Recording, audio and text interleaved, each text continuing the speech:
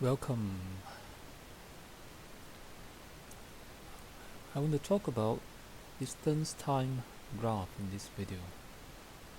Distance time graph. Now I've talked about this bit in the last video.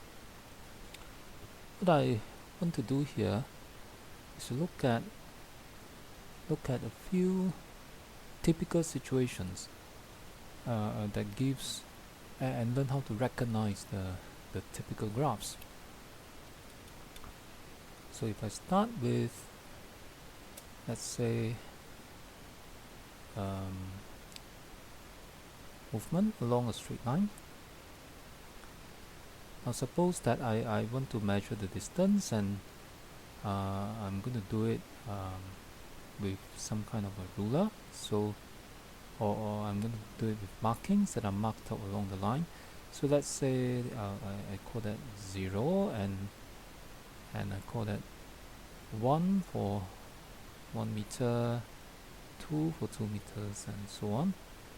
So then minus 1 there, minus 1, 2, and minus 2, and so on. Right. Now let me look at the simplest case. Suppose that I have a body, could be a ball or a stone, that is just at rest. Just sitting on the road. This might be a straight road, and it's sitting at the 2-meter mark. So and then if I want to plot the distance time graph, if I call this distance, what should I call it? Let's say I call it D, and I want to plot a graph against time.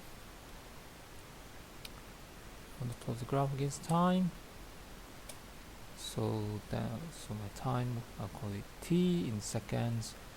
So it goes 0, 1 second, 2 seconds, 3 seconds, and so on. The vertical axis, I would have distance, which is in meters. Okay, and this will be 1 meter, 2 meters, 3 meters, and so on. Now if I now plot a graph of the distance against time of this body, so it would be at a distance of 2 meters from the 0 meter mark.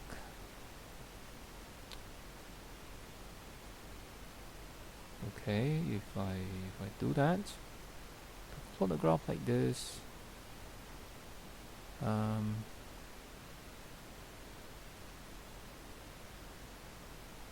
it would look like this.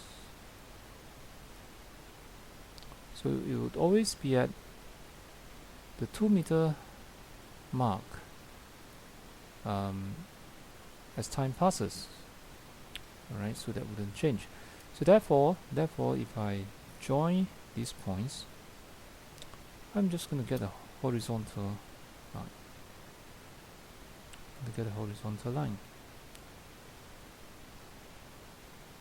So that tells me the distance of this object from the start position. So next time I see a graph with a horizontal line for a distance time graph, I can recognize immediately that the object, whatever it is at rest. So that's simple enough. Now let me look at another example where instead of being at rest, let's say this body is moving. Let's say it's moving with a certain speed.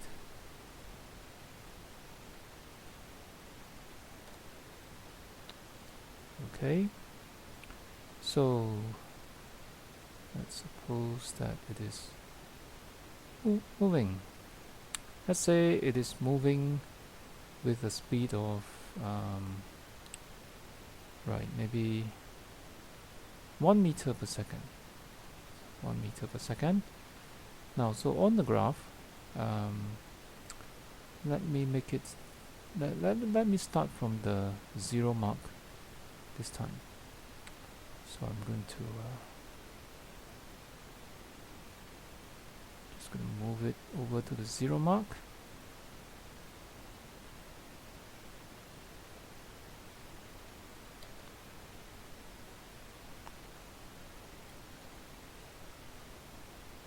Okay, so let's move it to there. Right. So what would the distance time graph look like this time?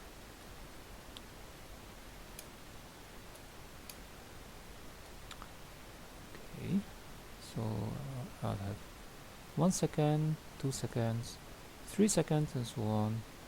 And on the distance axis, I have 1 meter, 2 meters, 3 meters, and so on.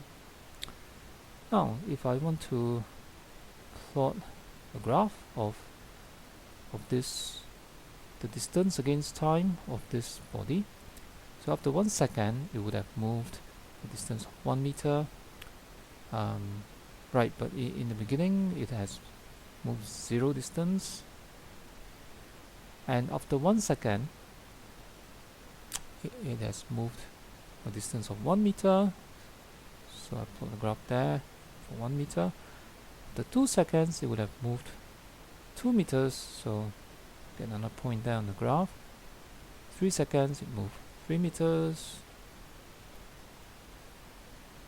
Now, if I join the points of this graph, this is what I get. I get a straight line.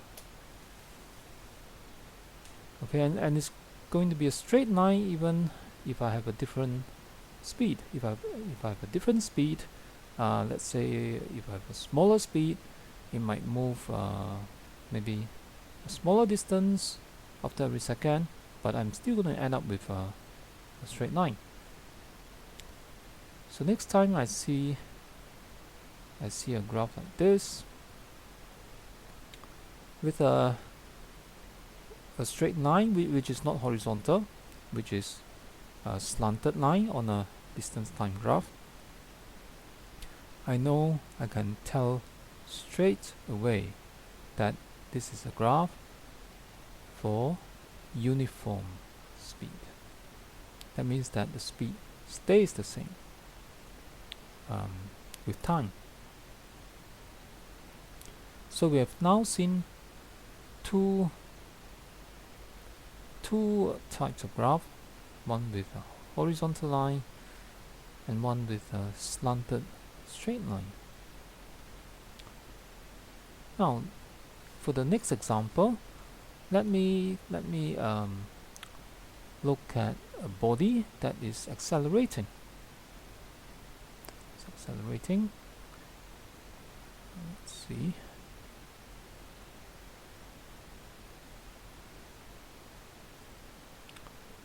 Right, so I want to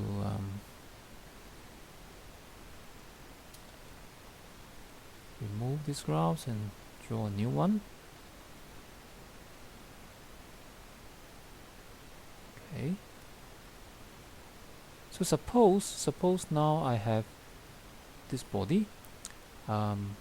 Instead of moving at the same speed of 1 meter per second all the time, now let me suppose that it is at rest in the beginning. It's at rest, then it starts moving. Alright, so at first it's at rest, and then it starts moving, and as it moves, its speed increases, so it's accelerating. So I want to think of a body that is going faster and faster. Okay. And if it's going faster and faster, what would the graph look like? So let's take a look. That's the time in seconds again. So let's say that's 1, 2 seconds, 3, 4, and so on. Now, suppose that right, let me do the distance axis. So that's 1 meter, 2 meters, 3 meters, 4 meters, and so on. So as time passes, it goes faster and faster. So what would the graph look like? Let's try sketching one. So in the beginning, it's at rest. So at 0 second, it is just at 0 distance, and after 1 second, it would have moved. It would have moved by some distance. Let's say maybe 0.3 meters. Okay, let me draw it a bit smaller, maybe 0.2 meters. Now, and after another second, it would have moved some more. Now this time it would have moved in the next second. It would move more than in the first second because it's accelerating. So let's say instead of following a straight line, which we have seen for uniform speed, right? Remember that at uniform speed, it increases by the same distance, increases by the same amount every second. But this time it does not increase by the same amount because it's going faster. So in the next second, the distance would increase, traveled will be bigger than in the first second, right? So instead of following a straight line, you would expect that it goes higher up. Okay, and in the next second still, right, the distance will increase. Instead of increasing by the same amount, it will increase even more. So and in the next second, it will increase even more than the previous second. So you might go somewhere there. So there we have our graph. It has to look something like this. Look something like a curve. Look something like a curve. And that's, we call this, we don't call this a uniform speed anymore because clearly the speed changes. We call this, generally we call this a non-uniform speed. And but the graph for non-uniform speed does not have to look just like this. It can it's just any graph that is not a straight line, really. It can be a curve like this, or it can curve the other way, or it can go up and down, and it can be of any shape really, except a straight line. Okay, and while we are here, I would like to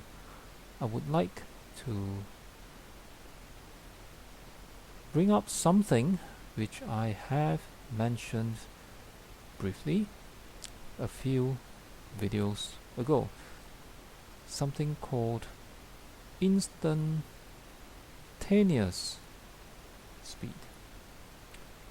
I've talked about this some videos ago where I say that the instantaneous speed is the speed at a particular instant in time. So for example, at say at this time, right, at this point in time, it has a certain speed, and at a different point in time, maybe there, it would have a different speed,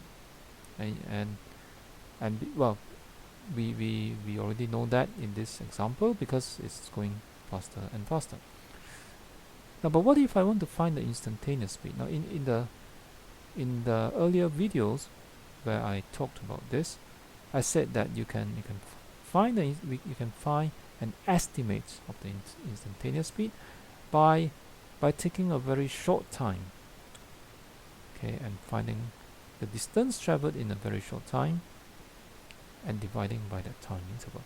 Now, but that, as I said, is an approximation because the speed could have increased a bit during that short time. Now, there is a better way. There is a better way to find instantaneous speed if we have the graph. If we have the graph, the distance time graph of the motion. So how can we do that? Let's take a look. So if I have this graph, suppose that I want to find the instantaneous speed at this time. So let's say that's at the 2.3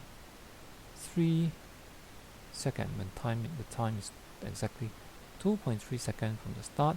I want to know what the instantaneous speed is from this graph, and the way to do it is, alright, at this point in the graph, I draw a line. Touching the graph at this point. So what would that look like? Let me try and draw a line. So I need to draw a line that just touches the graph at that point. Let me try again. That's a bit off. Still a bit higher. Yes, I think that is a little bit better. Right, so something like this. So let's say I've drawn this line, which is just touching the graph at this point. As you can see, it's not very easy to get right, especially if the graph is not very accurate. But let's say I've done my best and drew the best line that I can manage. Now, after I've done this, to find the instantaneous speed, all I need is to find the gradient of this line. So let me find the gradients. Now, to find the gradients of a straight line on the graph, the usual way is to draw a right-angled triangle.